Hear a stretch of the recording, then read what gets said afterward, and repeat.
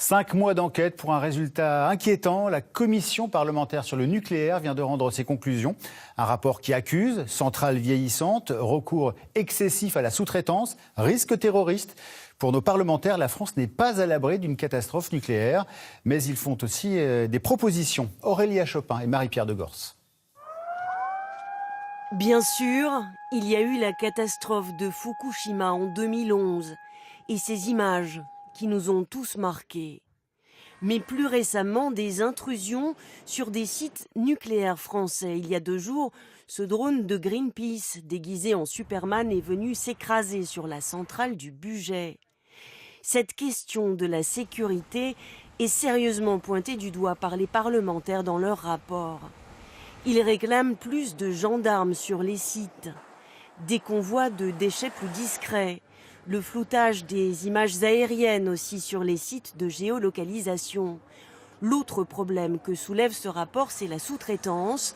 EDF confie 80% de la maintenance à des sociétés extérieures. Elle entraîne, comme elle est massive, une perte de compétences des salariés, des électriciens eux-mêmes. Et cette perte de compétences, elle est dangereuse parce que du coup, on n'a plus au sein même des électriciens tout ce qui permet d'assurer une sûreté et une sécurité optimale. Cette commission d'enquête parlementaire sur le nucléaire a visité une dizaine de centrales et le constat est sans appel. Les 3/4 des installations ont dépassé leur durée de vie initialement fixée à 30 ans. Certaines sont dans un état de vétusté jugé inquiétant.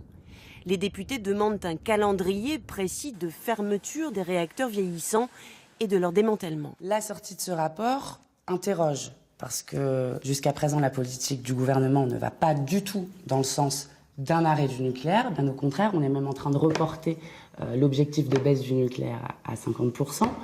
Le risque, c'est que ce rapport soit éludé. Dans un communiqué ce matin, EDF précise qu'aucun manquement à ses engagements n'a été relevé et souligne aussi des erreurs dans ce rapport auquel l'entreprise répondra d'ici la fin du mois.